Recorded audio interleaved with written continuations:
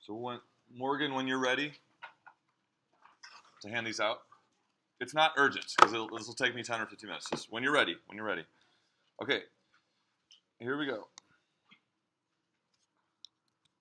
So we said a function is a special relationship between two quantities.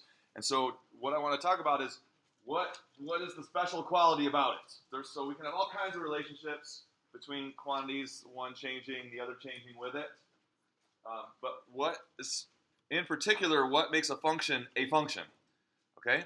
Again, if you wanted to describe a particular function, you would talk about the independent and dependent quantities, right? So the independent quantity, maybe that's time since you left your dorm. Or time since the runners started the race. And then what's the dependent quantity? Speed, or distance from the start of the race, or something like that. So describing a function means identifying the particular independent and dependent quantities that you have. That, because it's the relationship between those two that defines that function. Okay, and we've talked about the notation, right? We've talked about the notation. We worked on that Tuesday and in your homework. So we want to look at what makes a function a function. What makes a function a function? So a phone is a good example. A phone is a good example. Okay, so what's the independent variable in a phone?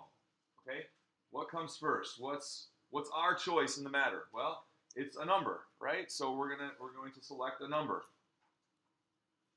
So this blue circle is something like maybe all possible phone numbers that you could select, like the domain, right? The domain. Okay, and then what's the dependent variable? So you select a phone number, and what happens? A person or a place, right? A person or a place. Okay, so that's the dependent variable in this situation. So your mom, friend, pizza, credit card, your brother, your ex, they're all examples. Okay. So how does your phone and service function properly? How does it function properly? You all know. Every time you dial this number, you want to get this recipient, right? Every time you dial this number, you want to get this recipient. That's how a phone works correctly. That's how it functions, right? That's how it functions. So here's the key. For each value of the independent variable, the value of the dependent variable is uniquely determined. That's how a phone works. For every phone number, you have a particular person or place that you're trying to reach or that you want to get when you choose that phone number. For every value of the independent, there's a unique dependent or value of the dependent that you want to get. Okay? But what if, when you dial this number, sometimes you get your mom, and sometimes you get the pizza place? Or if you dial this number, sometimes you get your brother, and sometimes you get your ex. Yes, it's funny. What are you going to do with this phone? Or this service? Yeah, so what do you do with this phone or this service? Okay, you're going to get a new one. It's not performing its function. It's not performing its function. Okay? If the same independent value of the independent variable is giving more than one possible values of the dependent variable, then this is unpredictable and it's not functioning. Right? And this is the violation of what we said, right? The violation of, for every value of the independent, you need to get one. Every single time you get the same value of the dependent. Okay, now what about this situation? Your friend has a smartphone and a landline. So these two numbers would both reach your friend. Or we know that there's many phone numbers that get to the same, maybe, credit card company. What about now? And so in this case, is the relationship a valid function according to that definition? Does every number give you the same predictable value of the dependent? Does your phone function correctly? Yes, this is okay. This is okay. Having more than one value of the independent variable give you the same value of the dependent variable is perfectly fine. That does not violate this rule. That does not violate this. Given a value of the independent, you're going to expect the same one value of the dependent every time. This is perfectly fine. Okay? Yep, yes, okay. Each independent value determines one dependent value. This phone is functioning fine. Okay, so that's kind of a warm-up to what is it that makes a function a function. This is the criteria for a function. It's in that box right there, that box. Okay, so what's the big deal? Why do we emphasize this? Why do we want to focus in on these particular relationships that meet this criteria and elevate them and call them a function? Why? So why? Well, we saw it with the phone, right? If it meets this criteria, then your phone works. And if it doesn't meet this criteria, your phone doesn't work. You get a new one. But let's look at another example, okay? You and your friend are visiting a lake on several different evenings, and you're taking data regarding temperatures, frogs, and crickets. At the end of the summer, you organize your data into the following graphs, okay? So you were listening to frogs, and you were listening how many times they ribbit in 1 minute, and you also noted what the temperature was. So, for instance, there was one time when the temperature was something around maybe 65 or 68 or something. You heard 3 ribbits. Another time, the temperature was about 90, and you heard 3 ribbits. And then the rest of the data points, likewise. Okay? Here's what the data you gathered for the same thing for crickets, and you were counting the number of chirps in a minute, and you noted the temperature. Okay? Same idea. How many chirps did you count in a minute? Then you said you looked at the temperature, and you came up with these data values. Okay? So with frogs, we got number of ribbits per minute, and here's the data. So when you heard 2 ribbits in a minute, there you got it was 78 degrees, 3. There were 2 different times you heard 3, and it was 66 and then 91, etc. Valid function? You should be thinking no. For the same independent variable, you're getting different values of the dependent, right? What about for crickets? When it was 92, you heard 58 chirps. 94, 70, 97 degrees, 82 chirps. 100 degrees out, you heard 97.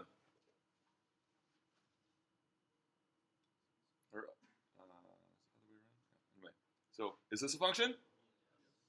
Yes.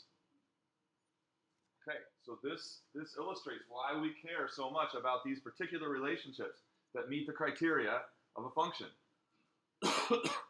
When you go camping and you want to know what the temperature is, what are you going to listen to? You're going to listen to cricket chirps. Why? Because it's predictable. It's reliable. If you hear a number of chirps, then you can be certain that the temperature is about whatever this predicts. But if you listen to frogs and you hear 4 ribbits in a minute, is that going to tell you what the temperature is? No, it could be anything, right? So it looks like it could be anything. So that violates a function, and we don't care about it. We're not going to listen to frogs if we want to know how warm it is outside. We're going to listen to this nice, reliable relationship. So it's about predictability. So this idea of functions is about predictability because those kinds of relationships are useful. Okay, function relationships are useful because they give us predictable results. Doesn't make sense. So one unique value of the dependent variable for each value of the independent variable means that the relationship has a reliable function. It does something useful for us. So that's why we call them functions, and that's why we care about that criteria. Given a value of the independent variable, we know that we're going to get that one value of the dependent variable every time. Does it make sense? Is that any questions on that? If not,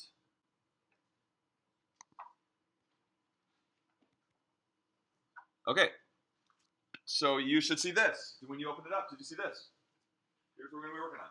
The cost of materials for a certain rectangular box with base dimensions L feet and W feet is given by this. Cost equals 4 LW plus 288 over L plus 96 over W. And here are three particular boxes. Box number 1, length and width. Box number 2, box number 3, length and width. Okay? So the first question you're going to answer is, what does this expression represent and compute? What does it represent and compute? So hopefully your text is working. And I started a text line there, and you can type in and text your answer to question 1. Study that long computation there. And in terms of this scenario, what does it represent and compute? If you need troubleshooting with GC, we will circle. Just raise your hand. We'll come to you. If you don't have a laptop, please, someone next to you, please help them. You can look over. It looks like most people do. So, but share with the person next to you if they don't have a laptop.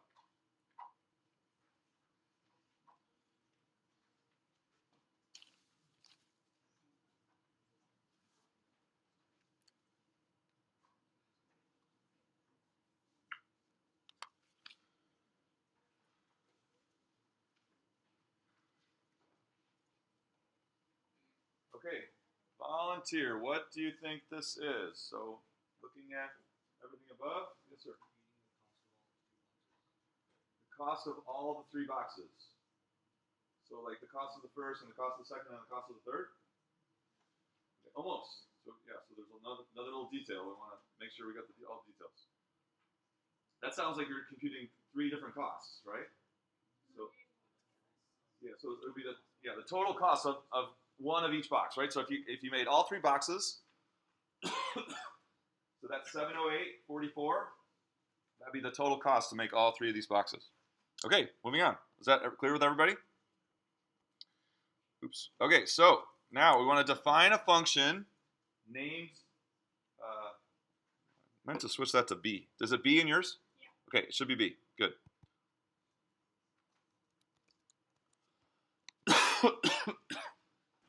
Define a function named B that gives the cost of the box with width W and length L. So independent variable, actually there's two independent variables. W and L are both independent variables. Our dependent variable is going to be the cost of the box, and we want a function B that defines that. So here's the key. When you come up here, don't do this. I'm just for an example. So if I wanted to create a function named f, to get those parentheses for a function, you don't want to do shift 9 like normal parentheses because that kind of implies multiplication, f times. So there's a different, you want control 9, and that's signaling to GC that, oh, you're setting up the function notation. So control 9, don't do this. You're going to do below. You're going to make the box function. So control 9 gives you the type of parentheses you want to define a function. Normally, we'll do functions of one variable. So for instance, f of a, and then what's the thing called on the right-hand side that tells us how to get the dependent value? It's called remember? The rule, right? The rule, so maybe it's a squared plus square root of a. You don't have to do this, just an example. And so that whole thing is called what again? What that whole thing is? Function definition. So this is the definition of the function named f. And I'm using a as the input variable, but I could use any letter. It's just a is just a dummy symbol that just fills in the place of our independent variable. I could use b, I could use k, x, whatever. So I chose a to be my value of my independent variable, and then the rule a squared plus square root of a. So now your second question is, you're going to set up the box function, right? Now the box function has two independent variables. You just simply put them both separated by a comma, okay, in the function notation. That's the only difference. Okay, so you want the function named b with independent variables w and l, okay, and then the definition the dependent variable equals the cost of a box with width w and length l. Go try to set up that function definition if you haven't.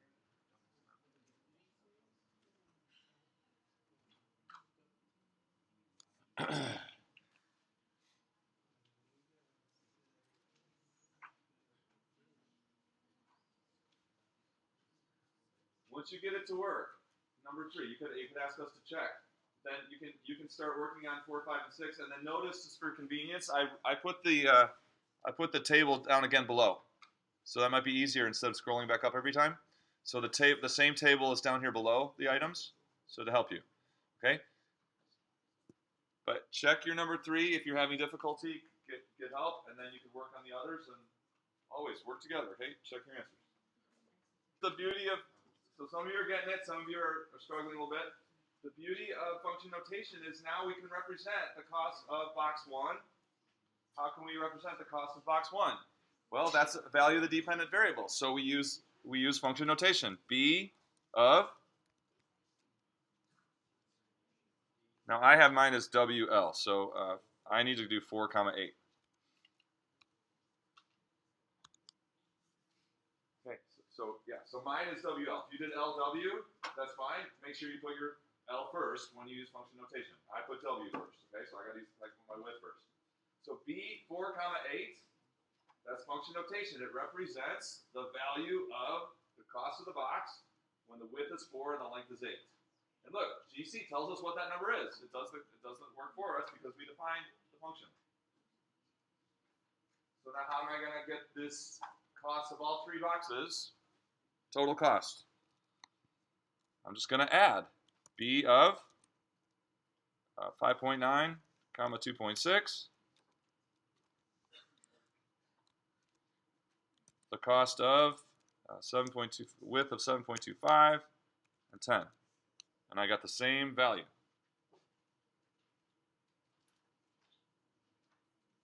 So we're just trying to keep practicing the importance of function notation to represent values of the dependent variable when the independent variable is whatever in the parentheses.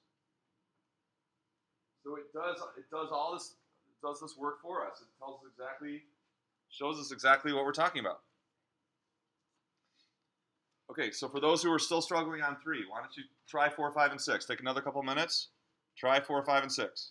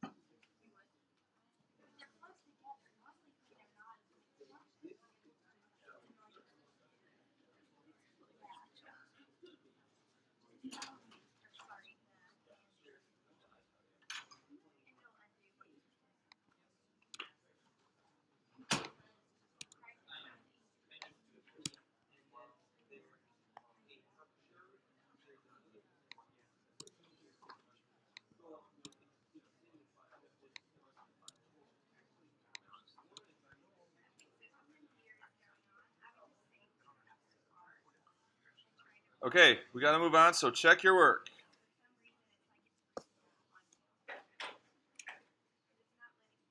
Check your work and talk about it. Check your work and talk about it. Remember, my function is defined W comma L. So if you did L comma W, all your numbers will be flipped. Check your work. Okay, we'll just have 1 minute. Ask questions if you need.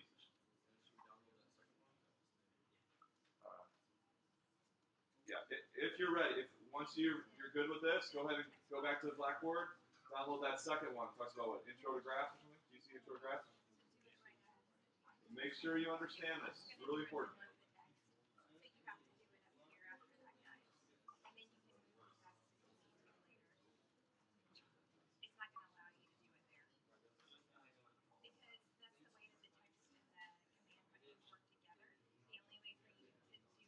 Okay, one round for questions. Download that other file if you haven't yet. Any questions?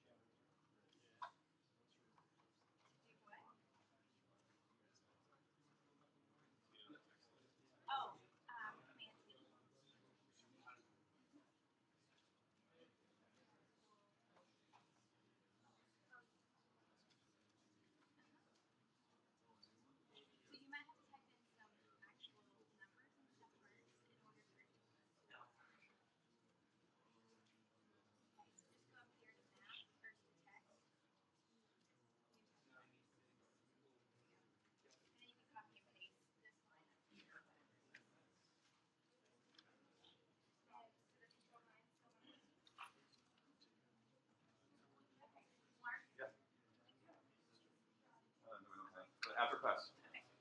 Okay, so don't start working on that other one. I'll have to give you instructions on that, but I just wanted to.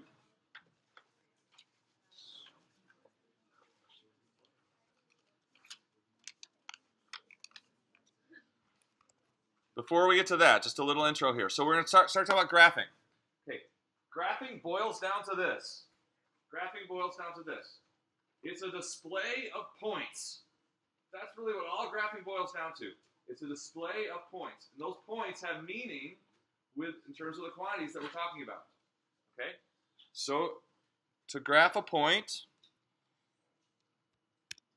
in a command line, so you can open up just a new thing, do what I do. Hit Control 2. Hold Control, hit 2, and you get a vertical array there, X and Y. So if I put in 6 for X, and it's easy to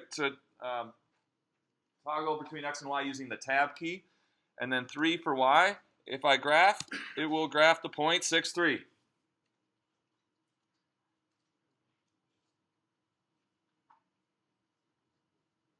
So that point is a representative of a pair of values taken together. For instance, 6 minutes after Gamage opened, there were 3 people in Gamage. Okay? 6 minutes after 7 p.m., there were 3 people in Gamage. Okay? Do another one. So, and then to do a new command line on PC is going to be Command Enter. On PC, so on Mac, it's Command Enter. On PC, it's Control Enter. So new command line, new point, 3, 1.5. Again, tab is a nice way to toggle between the X and Y. Tab is helpful. Hit graph, it's going to graph me 2 points. 1 purple, 1 red. Now there's that other point, 3, 1.5. Okay, so you've got editing capability. I could go back here, change it to 8, 4. So I just moved that purple point from 6, 3. Now I moved it to 8, 4. So you can go back into those points and edit and change the values if you need to.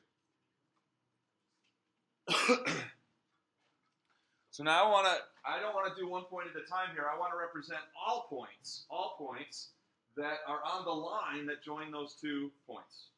So there's a line that joins those 2 points.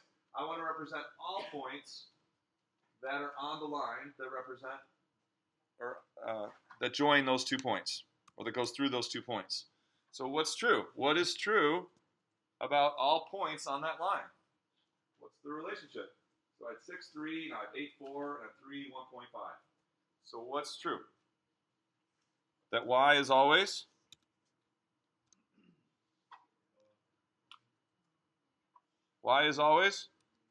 half of x. So if I type in that statement, so again, all graphs are essentially displaying points. So if I write y equals 1/2 x, I'm saying I want all the points where this is true. All the points where the y coordinate is half of the x coordinate. There it is. So you're not looking at a stick. You're still looking at points. Okay, this is a key feature about graphs. That is a set of points. It just takes too long to show all the dots. It's much easier just to show the straight line. But when you look at it, you think a bunch of points. You see that, you think a bunch of points. Now, but what I really wanted was, I only wanted to show those points between 3 and 8. So I don't want to show them all for all x values. I only want to show them for the x values between 3 and 8. So I can put a comma, and then I can say all x greater than 3 and less than 8, or 3 is less than x is less than 8. And now it's just only showing me that set of points, such that y is half of x and x is between 3 and 8. Or maybe I want to go from 0 to 8. I want all those points from 0 to 8.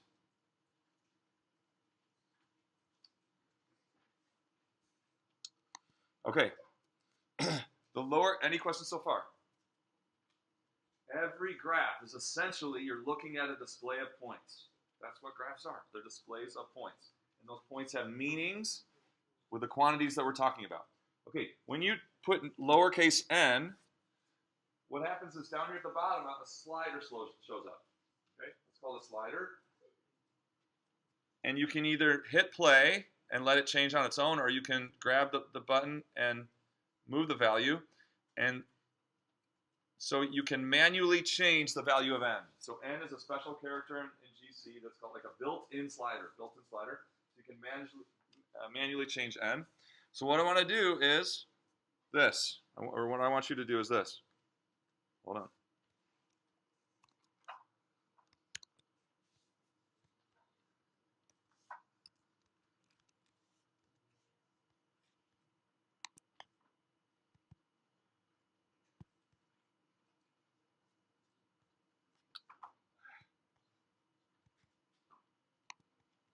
Okay.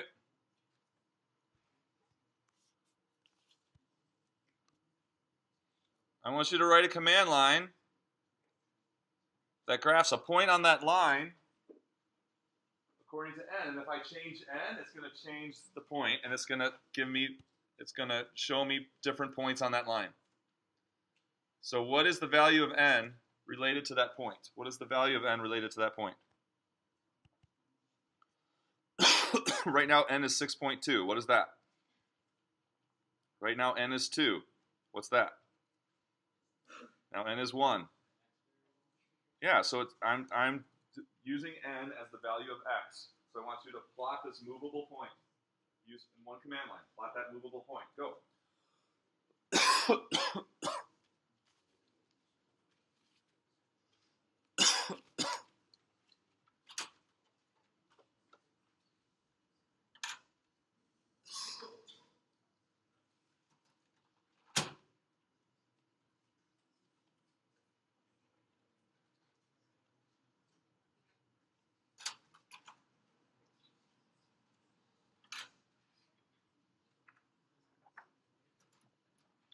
So new command line, either command enter or control enter, and then you want to, what would you type in, or what would you do to get this movable point? Anybody got it?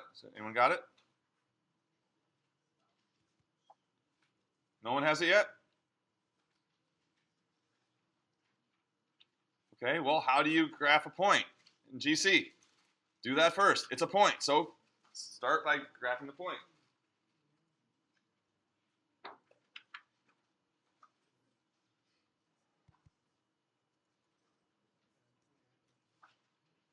Then you got to get the right points, right? You got to write the right point so that when you change n, you get the point on. Anybody have it yet? There's got to be someone who hasn't.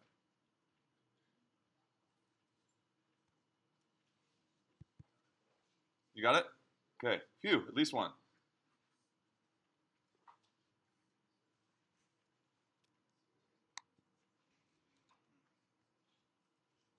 How do we graph a point? Control 2, right? Control 2. And what do we say about this point? What do we say about the value of n? It's x, right? It's x. So we want x to be n.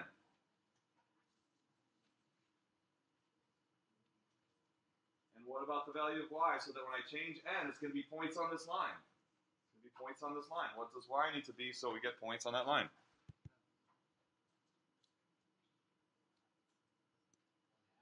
One half x. Close. 1/2 n. 1/2 n, right? So 1/2 whatever n is.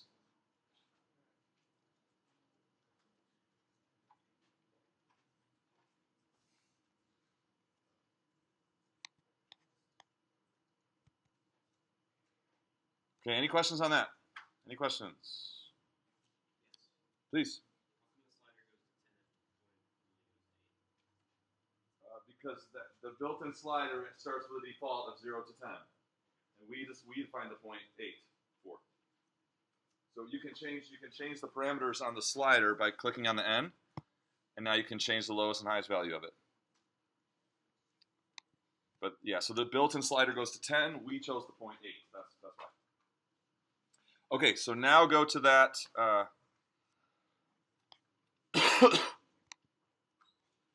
Go to that other file that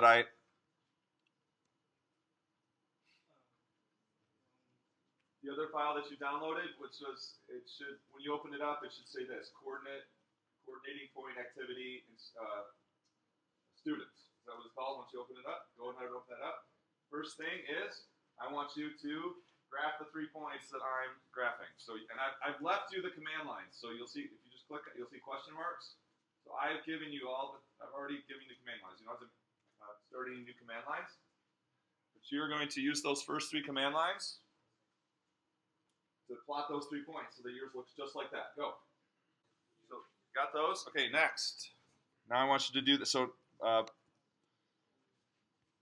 below that, I left you a command line to do this. I want you to graph that set of points. Graph that set of points. Make it look exactly like that. Is it a line? No. So you got to figure out, the relationship we did was a line. Y equals 1/2 x. This is not a line anymore. So what relationship is going to give you those points? And then starting where and ending where? Go. Okay, next task.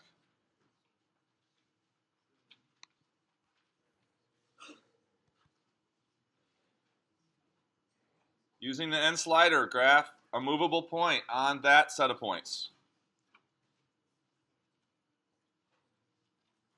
That's your next, that should be the next open line. You're going to graph that movable point on that set of points. And that will be it. So you can work on that. We can come around and answer questions. Okay, we're going to go on the regular schedule now. The regular schedule is homework due Tuesday, and it's going to be lengthy. Usually, you got 5 days. This is a 4-hour course. So lengthy homework due Tuesday, written quiz Thursday. We're going to be on that schedule now. So check Blackboard by 4 o'clock. You'll have your homework for Tuesday.